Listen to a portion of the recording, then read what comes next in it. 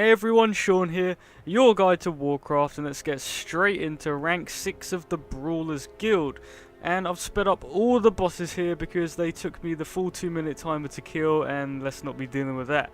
So the first boss here is Tops. Now, he is a green direhorn. That reminds me a lot of the Horadin fight in Throne of Thunder. Now, what he will do is he will charge a wall with an ability called Collision. Now, sometimes when he charges the wall, he will be caused to go to Dino Daze, and that's when he gets stunned and he takes double damage. So when he does his Dino Daze, you want to unload your full burst on him. I would recommend early in the fight, because the more that he actually does his collisions, the less often that he does Dino Daze as the fight goes on. So it's almost like he's kind of adapting to the fact that he's slamming his head against the wall. And there are a couple of other mechanics it's definitely worth noting about this fight. If you get in front of him while he's doing his collision or his dino charge, it's a one-hit kill. Don't get in the way of that charge. And when he's doing his dino daze and he's taking double damage, if you're standing behind him, his tail will stun you for a couple of seconds unless you move away from him. If he does that, he might turn around and dino charge you and kill you, so it's very important to sort of know where you are and how to deal with it. Otherwise, the only problem I had was meeting the DPS check in the 2-minute timer, but other than that, it's pretty simple. Now, here we have Millie Watts. Now, she has a few abilities you want to watch out for. Now, she has Electric Dynamite. Now, what that will do is that will put that blue static circle on the floor that you can see there, which you obviously do not want to stand in, so you want to interrupt as many Electric Dynamites as you can. But you want at least one on the ground at all times, because she has an ability called something Discombobulator, and what that will do is that's basically like a polymorph, and that will stun you unless you take damage, and that will pretty much kill you in this fight. So what you want to do is stand in the blue stuff. Here we go, there you go. Mega Fantastic Discombobulator, I don't even know.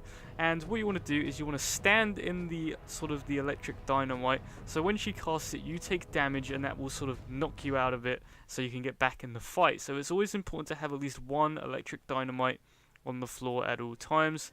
Otherwise, just make sure to interrupt the others so you don't have too much, because I'd say more than 3 you're in trouble, because it's going to take up all your fighting spaces. You cannot actually move her around in this fight.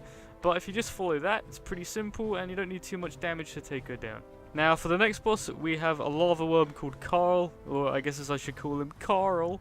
And what he will do is he will sort of spit these lava pools on the ground. You can see one there in the middle of the screen, big lava pool, and what this will do is this will send out waves of lava going in all sort of 4 directions. They won't go diagonally, they will just go in the 4 directions that you see, and when a lava wave from one pool hits another pool, it will cause that pool to trigger as well. So the longer this fight goes on, the more pools are being spawned into the match, more lava waves are hitting the other pools, which in sort of triggers a chain reaction. The more it hits, the more it sets off, as you can see in the background. Now, the only annoying part of this fight is that you don't really have any control over where Carl is going to be. As a lava worm, you can't move him. He just surfaces, and you have to fight him where he is, and then he will desurface and surface up in another part of the arena. So you don't really have any control over the placement of the boss or the placement of the pools. You just really have to work with what you've got. And here, he put me in the most awkward position in the world. He put me right in the corner, and you can see my camera. So I just had lava flying towards my screen, but luckily I was able to kill him and take him out before that actually went off. Now, the next fight here is quite a personal favourite of mine. This is Team Overwatch. It's basically the Overwatch fight in Warcraft, and we're fighting Junkrat, McCree, and Winston. They look a bit different to how you might remember them, but that's pretty much this fight. So you can see Junkrat here is what we're going to focus on first. Now, he puts these bombs on the ground, and if you get caught in one of those, you can see I pretty much almost died. So the main thing you want to watch out for is don't stand in Junkrat's bombs. Now, I would say kill Junkrat first. As long as you can take him out, kill Junkrat first. He does the most damage. Now, McCree here is casting High Noon. Now, this is a very long cast, but if he gets it off, you can guess what happens. It's going to one-hit you a lot like in Overwatch. So you want to have enough DPS to take him out. If you have enough, like I said, kill Junkrat first, then focus on McCree. If you just don't have enough to get Junkrat down before High Noon goes off, focus McCree first. But if you can do that, I got it right at the last second, and then we're just left with Winston, who you just want to interrupt his cast when possible, but we've done the main 2 damage dealers out the way.